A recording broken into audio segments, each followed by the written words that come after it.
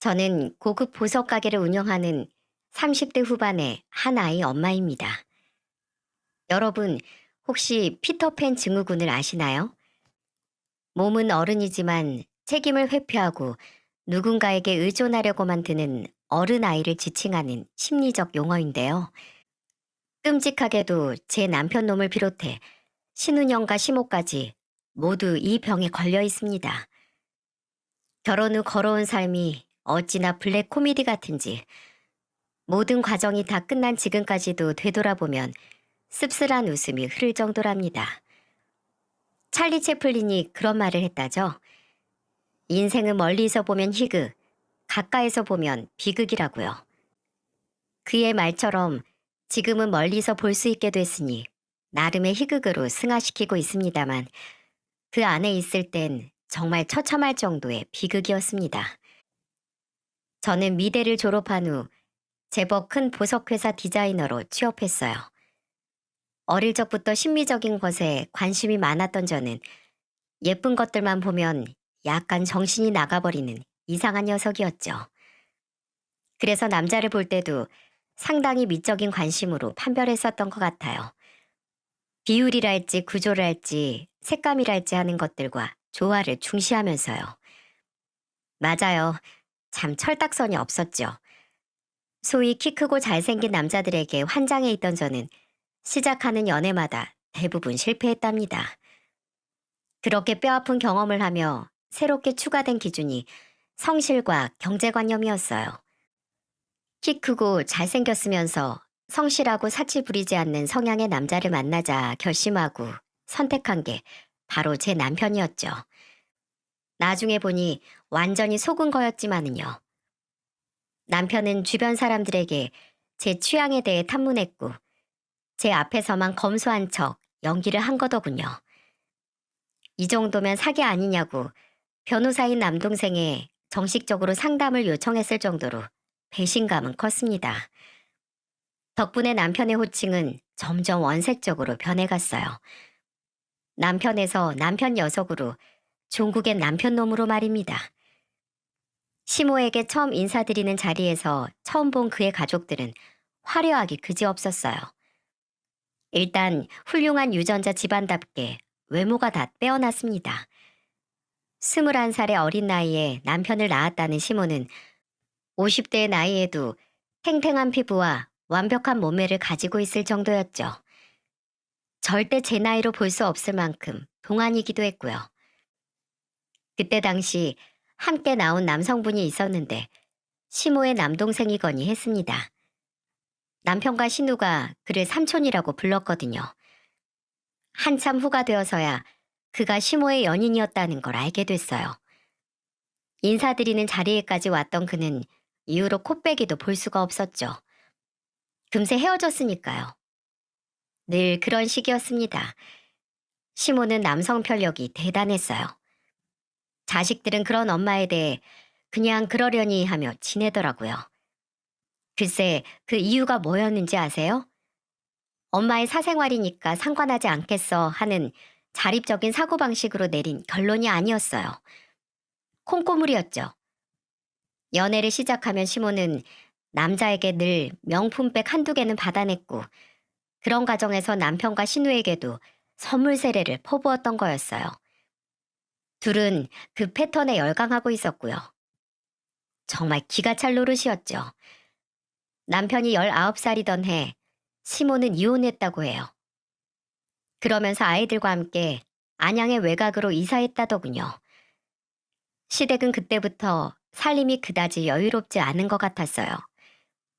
그 외곽 지역에서조차 실평수 20평도 안 되는 작은 아파트에서 세 사람이 같이 생활하고 있었거든요.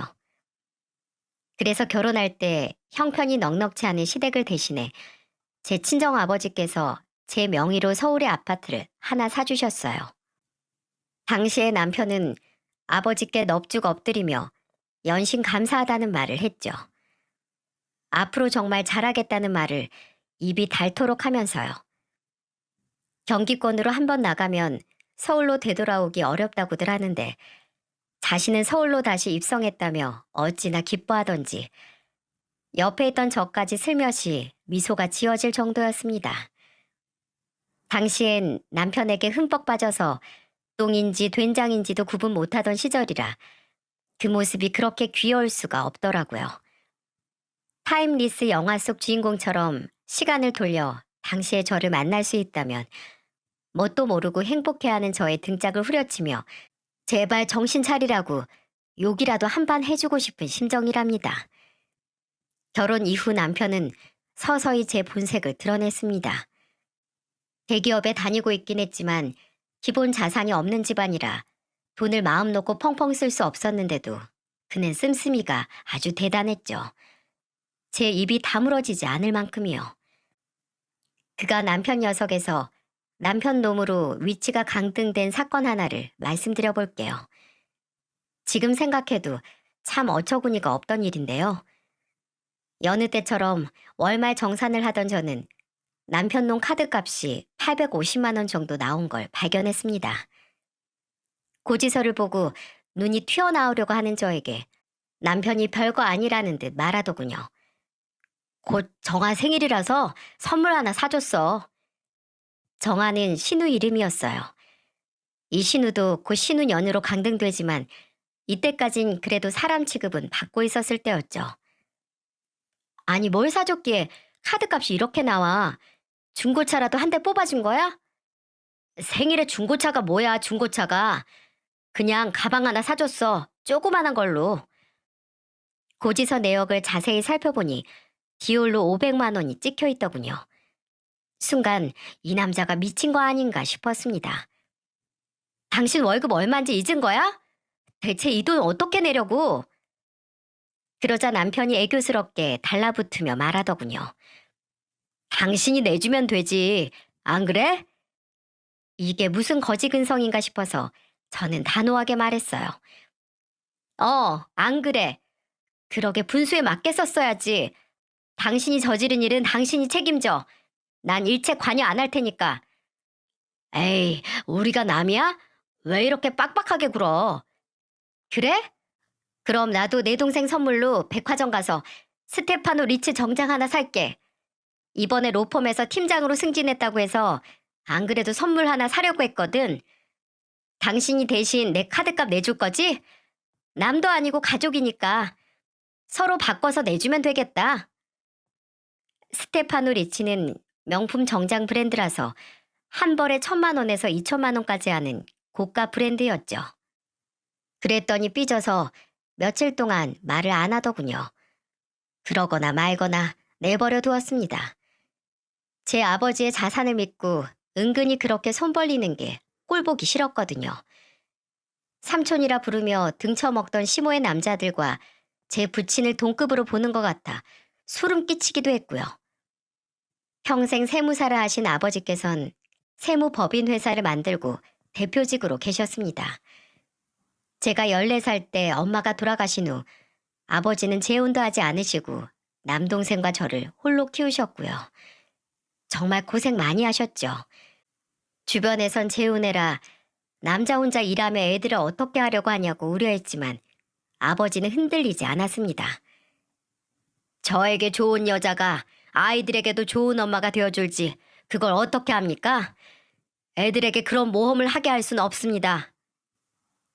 이토록 외골수인 아버지께서 평생 어렵게 고생하면서 얻은 자산이고 부예요. 쉽게 덤으로 주어진 게 아니란 말입니다. 그런데 남편 놈은 그걸 마치 제 돈인 것처럼 생각하더군요. 심지어 저와 동생도 그러지 않는데 말이죠. 남편의 정체를 진즉에 알았다면 좋았겠지만 그는 가면 속에 자신의 진짜 모습을 철저히 숨기고 있다가 결혼 후부터 슬슬 본 모습을 드러내더니 제가 아이를 낳은 후부터는 대놓고 이런 면모를 숨기지 않고 내보였습니다. 이런 사실을 전혀 모르는 아버지께서는 제가 아이를 낳자 선물을 하나 해주고 싶다고 하셨어요. 제가 뭘 주려고 그러시냐고 물으니 아버지께서 말씀하시더군요. 우리 딸 보석 디자이너로 일한 지 오래됐잖니. 거기서 네가 원하는 대로 디자인할 수 없어서 가끔 좀 답답하다고 했었잖아. 대량 생산되는 보석 말고 맞춤 보석을 만들어 보고 싶다고 하지 않았어? 그렇긴 한데 그런 건 너무 비싸고 또 따로 샵을 차려야 하는데 그것도 쉬운 게 아니라서요. 여러 가지로 좀 어려운 얘기예요. 어려운 문제일수록 단순화시키는 게 중요해. 비싸서 살 사람이 없을 것 같아? 괜찮아. 주요 고객층을 대한민국 3% 내외 자산가들로 잡으면 돼. 그런 샵을 차리는 것도 쉽지 않을 것 같다고? 무슨 문제야? 너한텐 이렇게 아빠가 있는데. 아버지는 늘 이런 식이었어요. 자신만만했고 영리하셨죠. 이제 아기도 태어났으니까 아빠 생각엔 네가 좀 더 유동적으로 시간을 쓸 수 있을 그런 사업을 하는 게 좋을 것 같거든. 월급쟁이 생활 이제 그만하면 됐어. 그렇게 저는 세상에 하나밖에 없는 보석을 만들어내기 시작했습니다. 마음껏 원하는 대로 디자인하면서요. 정말 즐거웠어요. 그렇게 만든 것들을 인스타와 다른 SNS를 통해 널리 알리기 시작했고요. 이때도 아버지의 도움이 컸습니다. 사업 특성상 여러 분야의 전문가들과 교류가 많은 아버지는 많은 고객을 무리 없이 제게 연결해 주셨죠. 연예인들 콘서트 무대용 보석 세트, 사업상 선물용 보석, 또 사회 고위 인사의 가족 기념을 위한 보석 등을 제작했어요. 혼자 운영하기엔 무리가 될 정도로 주문량이 늘자 저는 후배를 영입했답니다. 사업은 번창했어요. 매장 자체는 크지 않았지만 선 주문 후 제작 시스템인데다 대부분 예약제로 운영되었기에 아기를 돌보며 얼마든지 편하게 일을 할 수 있었고요. 이번에도 아버지가 옳았던 거예요. 저는 수익의 40%를 매달 아버지에게 드렸습니다. 대주주님을 위한 배당금이라는 명목으로요. 투자자라 봤자 아버지밖에 없긴 했지만 말입니다. 정당한 대가인 만큼 아버지는 제가 보내드리는 돈을 흔쾌히 받으셨어요. 아버지는 저희 남매를 이렇게 키우셨습니다. 세상에 공짜 따윈 없다는 공식으로요. 이런 교육 방침으로 자랐으니 시댁의 행태가 얼마나 더 견디기 어려웠을지 짐작되시죠? 편안한 일상을 누리던 어느 나른한 오후, 후배 지영이에게 일을 부탁하고 아들과 시간을 보내고 있을 때였습니다. 신우에게서 전화가 들어오더군요. 여보세요? 제가 전화를 받자 신우가 황당하다는 듯 말했어요. 제 번호 저장 안 되어 있어요? 왜 그렇게 모르는 사람처럼 전화를 받아요? 이젠 하다하다 별걸로 시비를 다 터는구나 싶었지만 저는 웃으며 말했습니다. 민우 기저귀 갈아주다가 급히 받느라 미처 누군지 확인을 못했네요. 마음 상했어요, 아가씨? 여기서 잠깐 멈추고 여러분께 한 가지 사과 말씀드릴게요. 민우는 가명입니다. 제 아들 실명을 이런 공개된 곳에 오픈할 수는 없으니까요. 믿기는 해도 신우 이름 역시 가명을 썼습니다. 부디 시청자분들의 너른 양해 부탁드릴게요. 신우는 조금 새침하게 목을 가다듬더니 말하더군요. 언니한테 부탁도 좀 하고 가게 구경도 하려고 왔는데 안 계시네요? 아, 오늘은 딱히 예약이 없는 날이라서요. 근데 왜 그러는데요? 그러자 그녀가 말을 않고 은근히 뜸을 들이더라고요. 이때 알아챘죠. 가게 물건을 공짜로 얻어가려는 속셈이라는 것을요. 아, 얼굴 보고 말하는 게 낫겠어요.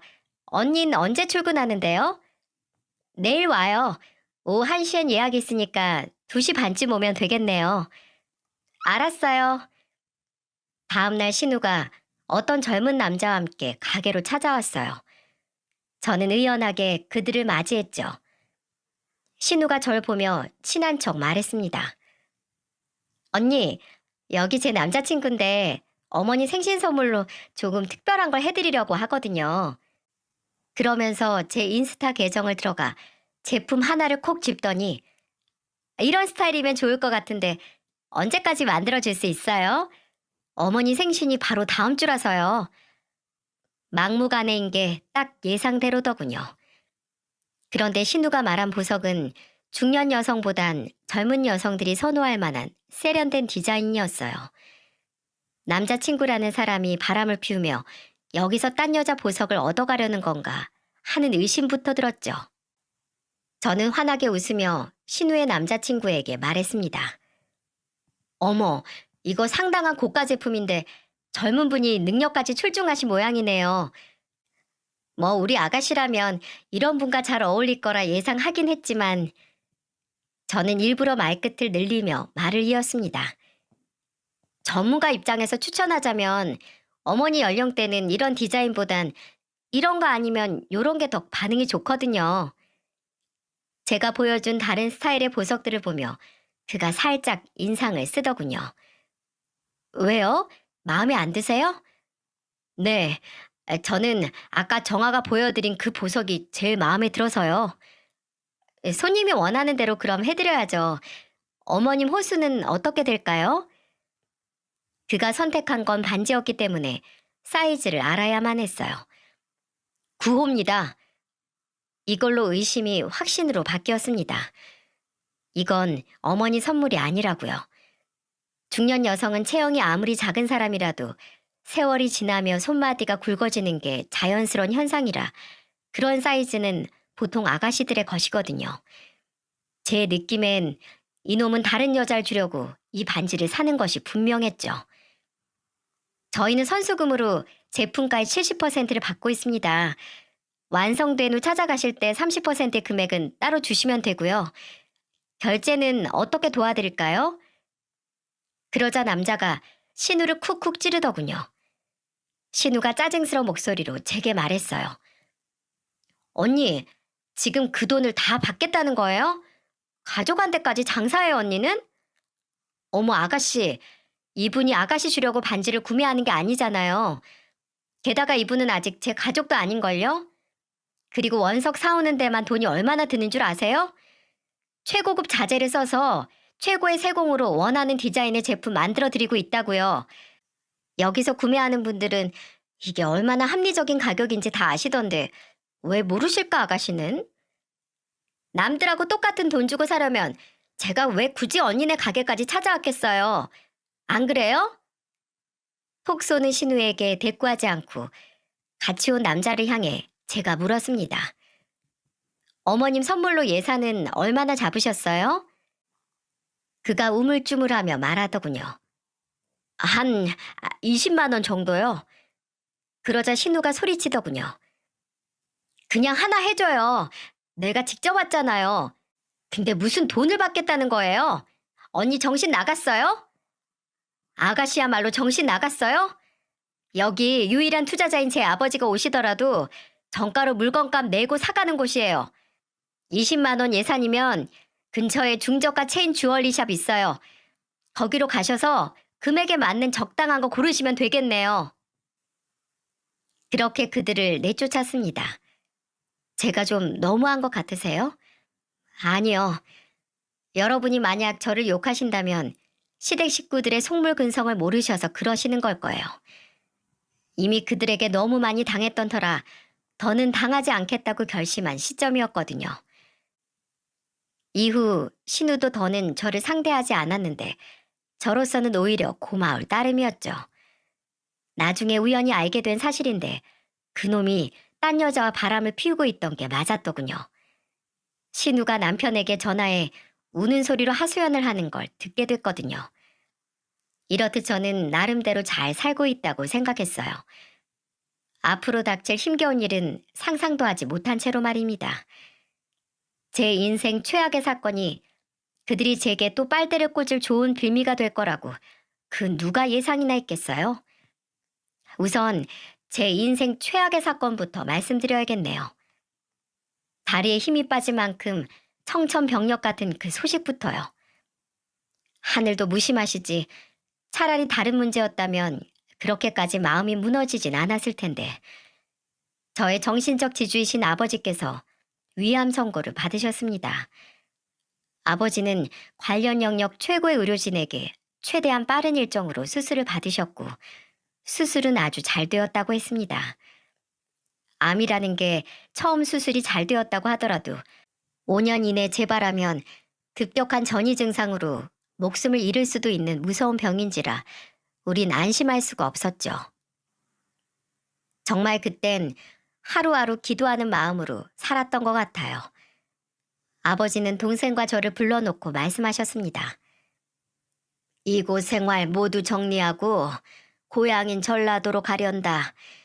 전원주택 하나 이미 구해뒀어. 회사도 넘기기로 했고. 세상 누구보다 열정적으로 일하던 아버지는 병마와 싸우며 인생의 의미에 대해 다시 생각하신 듯 했어요. 동생과 저는 아버지가 어떤 결정을 하시든 지지하고 응원할 준비가 이미 되어 있었습니다. 너희도 알다시피 내겐 오랜 시간 좋은 감정으로 함께 온 사람이 있어. 아버지에겐 좋은 연인이면서 좋은 아내가 될 수 있을 만한 분이셨지만 저희에게 좋은 어머니가 될지 확신할 수 없어 재혼하지 않았던 분, 잘 알죠, 누군지. 그분은 아버지 회사 초창기부터 사무 보조 업무를 맡고 계시는 직원 중 한 분이셨습니다. 너희들도 성인이니까 이젠 나도 그 사람과 여생을 함께하고 싶다. 남동생이 저와 잠시 눈빛을 나누더니 말했습니다. 아버지 뜻대로 하세요. 아버지만 행복하시면 저흰 뭐든 괜찮아요. 그 전에 증여 방식으로 유산을 미리 정리하려고 한다. 가족끼리 돈 문제로 얽히는 것처럼 추한 것도 없잖니. 너희 두 사람에게 증여세 제외하고 10억 원씩 나눠주려고 한다. 세금에 관한 한 아버지는 제가 아는 최고의 전문가시니 잘 알아서 하시리라는 걸 알고 있었죠. 얼마 지나지 않아 말씀하신 대로 통장엔 10억의 돈이 찍혀 있었습니다. 그런 후 아버지는 가족들과 함께 간단히 식사하는 것으로 예식을 대신하셨고요. 그 후 예정대로 고향인 전라도 주택으로 그분과 함께 바로 내려가셨고요. 문제는 그 이후에 드러났습니다. 되짚어 보면 당연했어요. 진상이 괜히 진상이겠어요? 진상짓을 하니 진상인 거죠. 이젠 여러분도 저희 시댁 쪽 식구들 성향에 대해 파악되셨을 테니 무슨 일인지 대충 예상되시겠죠? 아버지가 제게 증여한 10억 원에 시모와 남편 놈이 눈독을 들인 것이었어요. 아버지께서 암으로 투병하실 땐 쥐뿔 신경도 안 쓰던 인간들이 이제 와서 돈 욕심엔 그렇게 열정적이니 우습지도 않더군요. 그 전에 전혀 예상치 못한 일이 일어난 건 1년 전쯤이었어요. 남편이 어떤 노신사와 함께 걷고 있는 걸 우연히 보게 됐죠. 저는 깜짝 놀라고 말았습니다. 그분은 지금껏 제 샵에서 팔린 그 어떤 보석보다도 더 고가의 제품을 주문한 손님이셨거든요. 시치미를 뚝 떼고 남편에게 물어봤어요. 아까 같이 걷던 신사분 누구셔? 봤어? 우연히. 아빠야, 친아빠. 너무 놀라 입을 다물 수가 없었습니다. 제가 누군지 알고 일부러 제 가게로 오셔서 보석을 주문하신 건지 아니면 지독한 우연인 건지 당시 저로서는 도무지 알 수가 없었어요. 하지만 진실은 곧 밝혀졌답니다. 그분이 주문한 물건을 찾으러 오신 바로 그날 말입니다. 그분께선 점잖은 목소리로 제게 말씀하셨어요. 남은 30% 대금도 바로 결제할게요. 남편의 아버님은 시모와 달리 지적인 느낌의 고상한 분이셨답니다. 그런 그분께 저는 조심스럽게 말씀드렸어요.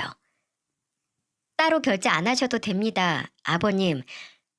제가 누군지 어떻게 하셨죠? 아주 우연히 알게 됐어요. 그보다 가족분이 제품을 구매할 경우 원석과 기본 세공비만 받고 있어서요. 추가 결제는 안 하셔도 되니까 부담 갖지 않으셔도 돼요. 그분은 제가 며느리라는 사실을 알고 찾아오신 거였죠. 신우년이 막무가내로 찾아와 똥값에 제 보석을 가로채려고 했을 때와 달리 아버님께는 제가 알아서 가격을 낮춰드렸습니다. 그러자 그분이 제 호의를 정중히 거절하시더군요. 말씀은 감사합니다만 이건 제 며느리에게 선물할 거라서요. 제 값을 치르고 싶으니 양해해 주세요. 네? 예상치 못한 말씀에 저는 너무 당황하고 말았습니다. 나에게 할아버지가 되는 기쁨을 선사해 줬는데, 이 정도는 약소하죠. 당시엔 전혀 알지 못했지만, 그래서 제품 디자인을 고를 때 저에게 모든 걸 전적으로 맡기고 싶다고 하신 거였어요. 만드는 사람이 가장 갖고 싶어 할 디자인이라면 누구라도 마음에 들지 않겠냐면서요. 고개를 숙여 예를 표하며 제가 아버님께 말씀드렸습니다. 감사합니다. 정말 소중히 잘 사용할게요. 그리고 말씀 낮추세요. 시아버님께서 며느리에게 이런 극존칭을 쓰시다니 제가 몸둘 바를 모르겠어요. 그러자 아버님께서 호탕하게 웃으시더군요. 공손한 자세로 다시 한 번 더 선물에 대한 감사 인사를 한 뒤 저는 잠시 차 한 잔 같이 하는 게 어떠시냐고 제안했습니다. 이건 남편에게도 시모에게도 말한 적 없는 일이었지만은요. 감사하게도 아버님께서는 흔쾌히 그러자고 하셨어요. 자리를 옮긴 저는 늘 궁금하게 생각하던 걸 아버님께 여쭤봤습니다. 외람된 말씀이지만 정말 궁금한 게 있어요, 아버님.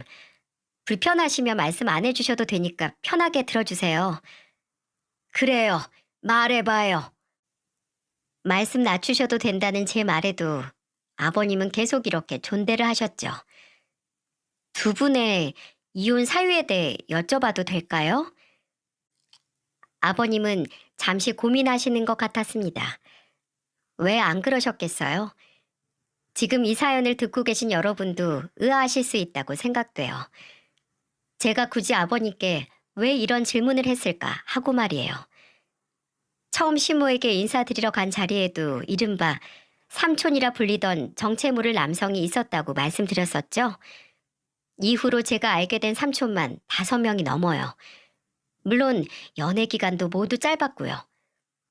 저와 남편이 결혼하기 이전에도 무수한 삼촌들이 거쳐간 것 같은데 문제는 재혼에 대한 거론이 너무 쉽게 된다는 것이었어요. 연애 기간이 단 6개월만 넘어가도 시모는 재혼하겠다며 설레발을 쳤고 남편 놈은 그런 시모에게 결혼 선물을 하자며 분수에 맞지도 않는 것들을 사내놓으라고 제게 견적서를 들이밀었거든요. 이것으로 인한 스트레스가 이만저만이 아니었어요. 이 집안 인간들은 제 돈을 빨아먹으려고 저랑 결혼한 게 아닐까 싶을 만큼 뻔뻔하게 굴었죠. 마치 제 한계를 시험이라도 하는 것처럼요. 덕분에 시모에게 새로운 삼촌이 생겼다는 소리만 들어도 아주 노이로제 걸릴 지경이었어요. 만약 두 분의 이혼 사유가 시모의 이런 남성 편력 때문이라면 아버님께 조언을 구하고 싶었거든요. 친정 아버지께는 차마 이런 것까지 말씀드릴 수 없었어요. 암 수술을 하시고 요양하고 계신 분께 저의 이런 문제까지 안겨드리고 싶진 않았으니까요. 아버님은 한참 만에 조심스러운 목소리로 말씀하시더군요. 그 집 며느리로 살기 많이 힘들죠? 어렵지 않게 예상되네요. 얼마나 힘들지. 목이 탔는지 차를 한 모금 드신 후 아버님께서 말씀을 이어가셨어요. 가장 큰 이유는 2가지였어요. 바람과 사치요. 역시 그랬군요. 시모는 유책 배우자인 만큼 아버님께 정신적 피해 보상을 위한 위자료를 드려야 했기 때문에 재산 분할을 통해 받은 금액의 상당한 부분을 토해놔야 했다더군요. 이혼 후에도 아버님은 통상적인 액수보다 많은 돈을 매달 양육비로 지급하셨다고 했어요. 그게 아이들에게 들어갈 거란 희망은 거의 없었지만 달리 방법이 없었다고 하시더군요. 양육권 소송은 따로 안 하셨던 거예요? 했지만 졌어요. 저는 잘 이해가 되지 않았죠. 유책 배우자를 상대로 친권 소송에서 질 수 있다는 게 말입니다. 의아해하는 저를 위해 아버님이 설명해 주시더군요. 법이란 게 그래요. 어릴 땐 어머니 쪽이 유리하고 커서는 본인 의견이 중요하죠. 아이들은 혼자 잘 살아갈 수 있는 아빠보단 유약한 엄마의 버팀목이 되는 걸 선택한 거예요. 저는 아버님께 조심스럽게 제 고민을 꺼내놓았어요. 처음 만나서 이러는 게 실례라는 생각이 들었지만 지푸라기라도 잡고 싶은 심정이었거든요. 실은 아버님 예상대로 저 많이 힘들어요. 이번에는 제가 긴장으로 목이 타 말을 멈추고 차를 한 모금 들이켰어요. 어머니께서 연애 상대가 바뀔 때마다 계속 재혼에 관한 언급을 하시고 그럴 때마다 남편은 무리할 정도로 큰 액수의 선물을 제게 요구해요. 정말 어떻게 해야 할지 모르겠어요. 막상 입 밖으로 꺼내고 보니 서러움이 밀려와 저도 모르게 목이 메었습니다. 그런 저를 안쓰럽게 바라보시던 아버님께서 말씀하시길 며느님의 고충 충분히 이해합니다. 그런데 끌려가선 안 돼요. 단호해져야 합니다. 이런 얘기 듣기에 따라선 불편할 수 있겠지만 단지 그 사람을 먼저 겪어본 선배 입장으로 얘기하자면 그래요. 요구하는 액수는 어떤 이유를 달든 계속 커질 거예요.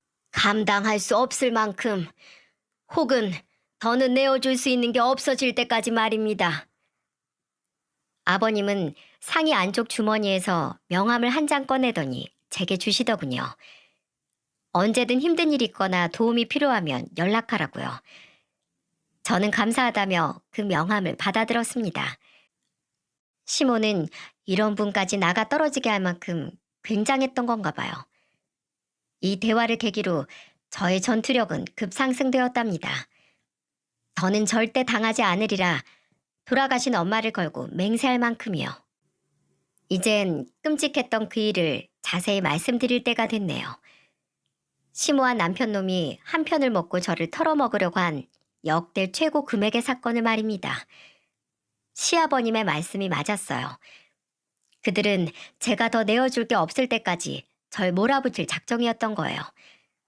저만 꾸역꾸역 버틴다고 될 일이 아니었던 거죠. 시모가 이번엔 남자와 1년 3개월을 만났다고 해요. 이례적으로 오래간 연애라는 건 인정하겠습니다. 또 재혼하시겠다네요. 그래요. 안 말려요. 근데 왜 제 아버지가 제게 남긴 돈을 넘보는 거죠? 미쳐도 곱게 미쳐야지. 이건 아니잖아요. 남편이 집에 들어오자마자 빅 뉴스를 발표하기라도 하는 듯 흥분이 가득한 목소리로 말했습니다. 여보, 나 엄마 재혼 선물로 드릴 아파트 하나 계약하고 왔어.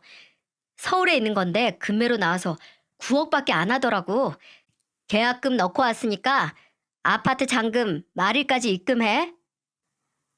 들어보니 이건 빅뉴스가 아니고 빅엿이더군요. 어따 대고 입금하라 마라 명령 지를까요? 그 돈이 네 돈이세요? 라고 말하고 싶었지만 잠시 마음을 가다듬고 차분하게 말했습니다. 9억이 네 집 애 이름이야? 계약금이 9천이었을 텐데 그걸 넣었다고? 당신 돈 많다. 돈이 많아서 넣겠니? 딴 사람한테 뺏길까봐 급하게 넣었지. 그래, 그런 마음으로 잔금도 당신이 급하게 넣어주면 되겠다. 남편의 표정이 확 구겨지더군요. 지가 어디서 인상을 씁니까? 저도 이렇게 멀쩡한 표정인데 말입니다. 왜 또 이렇게 잔뜩 꼬여서 그래? 당신 돈 있잖아, 아버님이 주신 거. 그걸로 우리 노후에 투자한다고 생각해.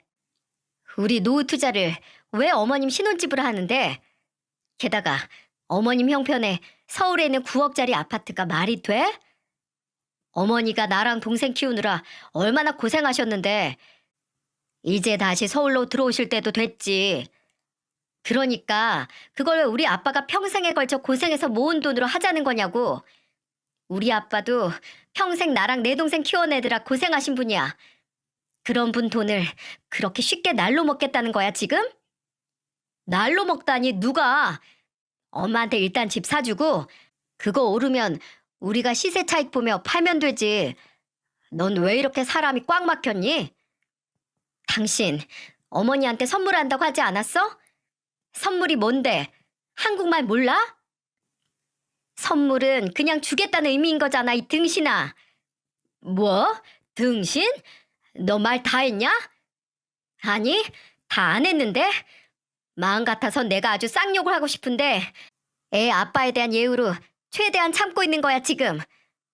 돈 좀 있다고 유세 떨어 너? 얼굴이 벌겋게 상기된 채로 남편이 소리를 지르기에 제가 웃으며 그랬습니다. 돈도 없으면서 유세 떠는 것보단 낫지 않니? 그랬더니 남편 놈이 냅다 제 따귀를 갈기더군요. 마침 민우가 방에서 나온 시점에 말이죠. 갑작스런 엄청난 힘에 저는 그대로 중심을 잃고 거실 벽까지 나가 떨어졌습니다. 쿵 하는 소리가 나고 민우가 울기 시작하더군요. 순간 몸을 움직일 수가 없었어요. 얼굴 한쪽이 불에 데인 것처럼 뜨겁고 다리가 후들거렸습니다. 조금 후 자리에서 겨우 일어선 제가 민우에게 다가가 아이를 꼭 껴안고 달랬습니다. 괜찮아, 민우야. 엄마는 괜찮아. 괜찮게 뭐가 괜찮아. 얼굴이 이렇게나 부었는데. 아이가 고사리 같은 손으로 제 뺨을 살짝 감싸는데 저도 모르게 소리칠 뻔했지 뭐예요. 얼얼한 통증이 너무 극렬하게 파고들었거든요. 저는 여전히 울고 있는 아이를 안은 채로 주머니에서 전화기를 꺼냈습니다.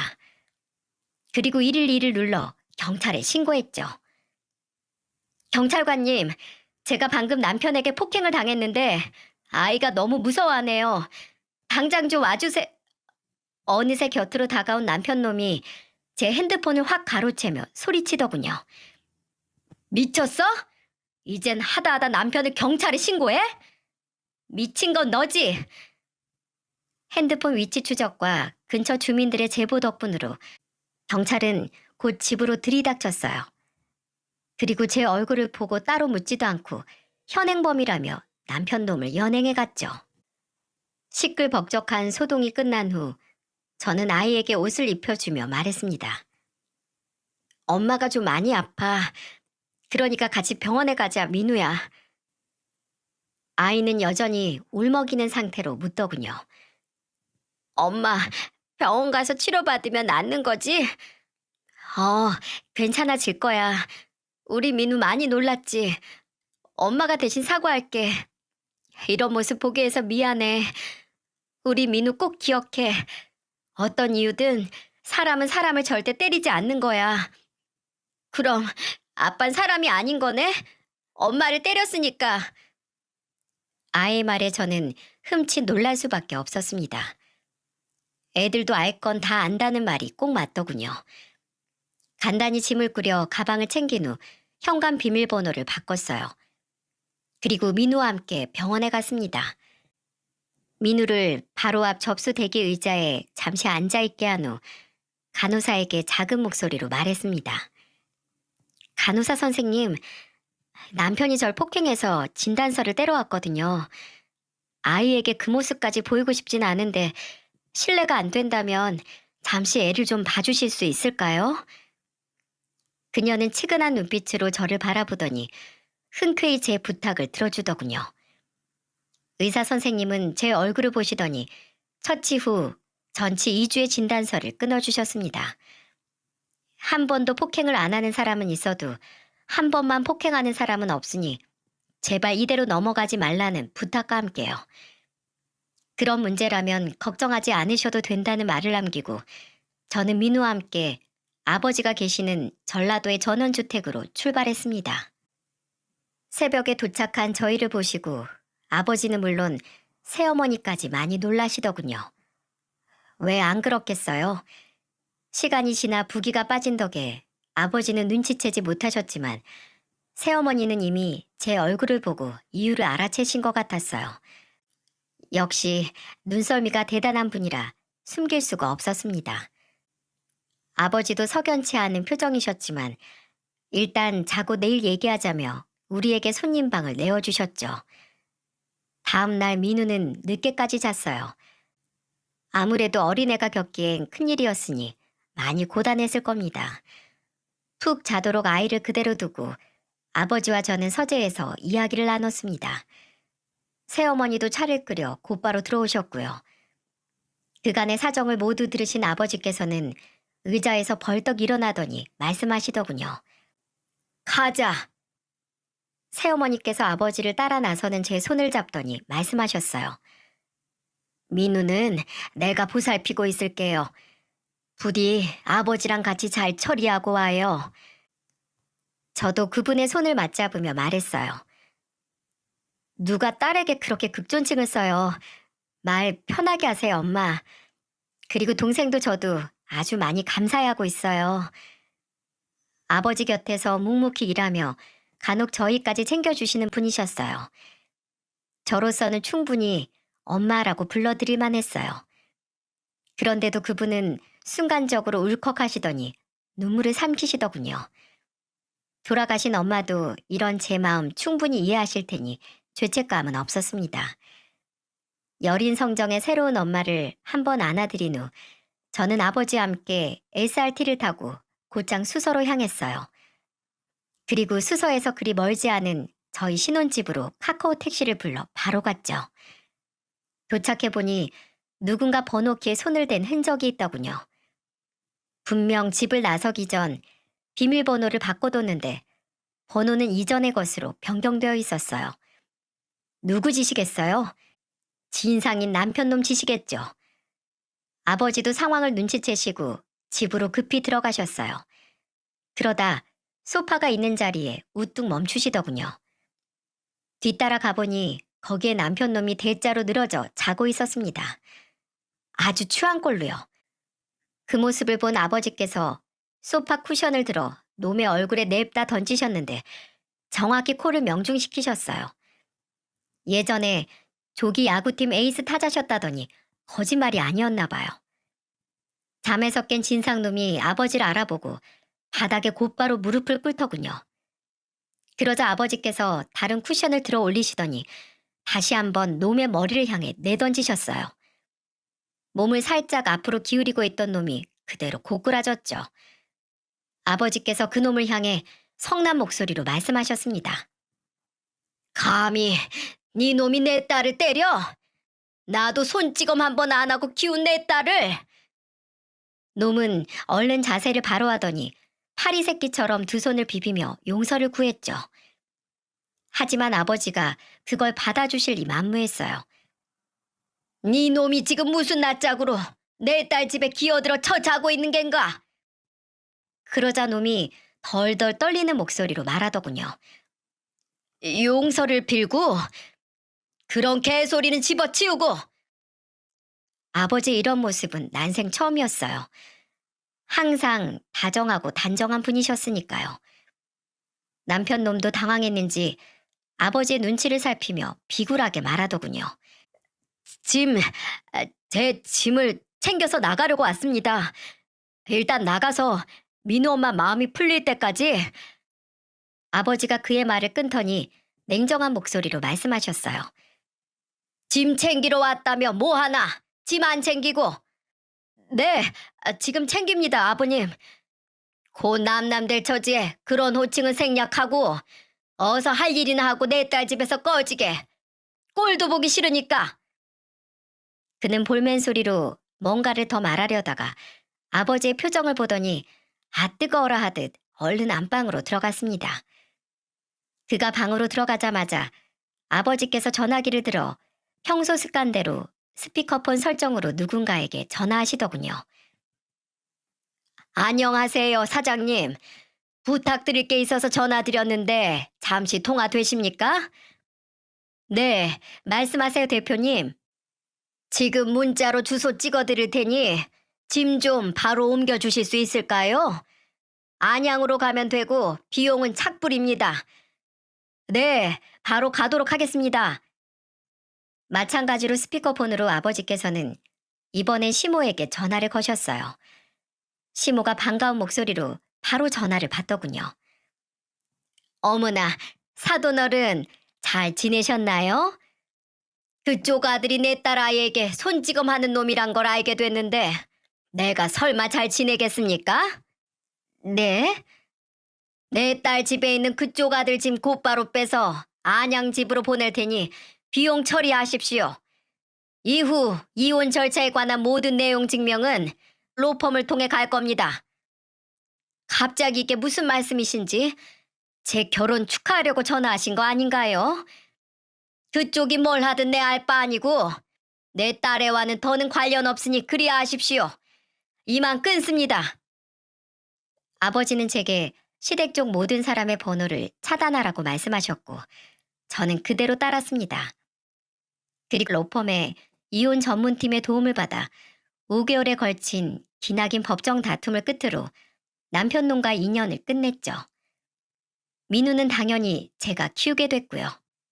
처음에 제가 겪은 일이 블랙 코미디 같다고 말씀드린 거 기억나시나요? 재밌는 게 뭔지 아세요? 상황이 불리해지자 남편놈이 같은 편이던 시모를 배신했다는 거예요.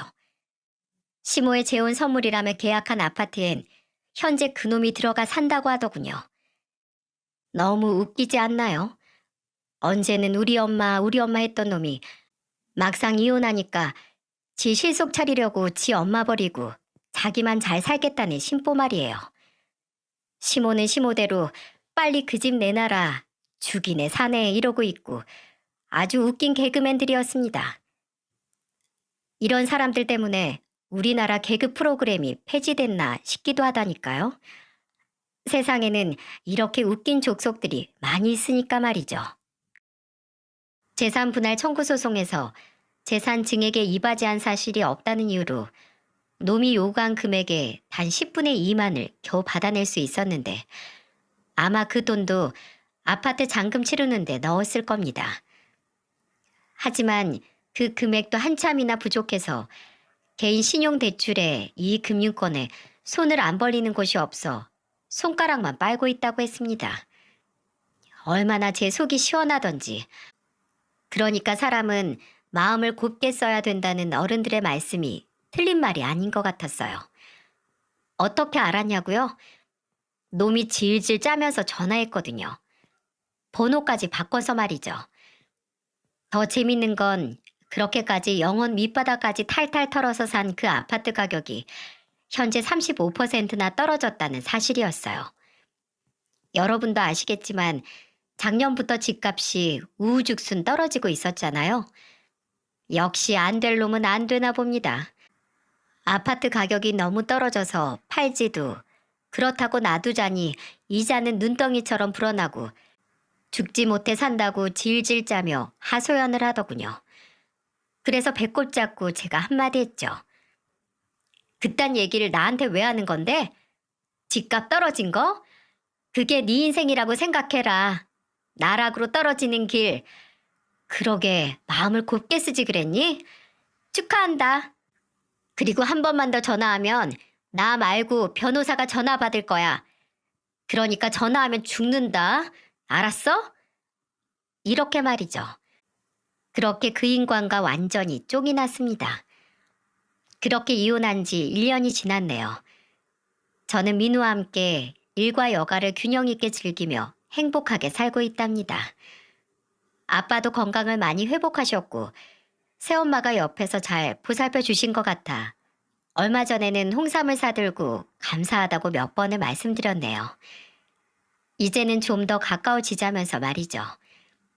그리고 아버님, 한때는 시아버지셨던 그분도 가끔 민우를 보러 오고 계십니다. 시댁에서 유일하게 인성 좋으시고 본받을 점이 많은 분이기에 민우가 보고 싶으시면 언제든지 오시라고 말씀드렸네요. 굳이 그분에게 우리 민우와의 사이를 갈라놓고 싶진 않았거든요. 그래서 이번 5월 5일에는 민우 선물도 사주시고 같이 밥도 먹고 했답니다. 참 감사한 일이에요. 요즘은 그 지긋지긋한 시댁에서 벗어나니 숨을 쉴 수 있을 것 같아요. 앞으로 더 열심히 바르게 잘 살도록 노력하겠습니다. 어떤가요, 여러분? 제 얘기를 듣고 보니 피터팬 증후군이 얼마나 무서운 건지 잘 아시겠죠? 여러분 주변에도 자신의 정체를 꼭꼭 숨긴 채 당신에게 모든 걸 전적으로 의지하기 위해 접근하는 애 어른이 있을지 모릅니다. 그러니 눈을 크게 뜨고 다시 한번 잘 살펴보세요. 저처럼 번지르르한 겉모습에 속지 마시고요. 오늘도 내일도 여러분의 건강과 안녕을 빌게요.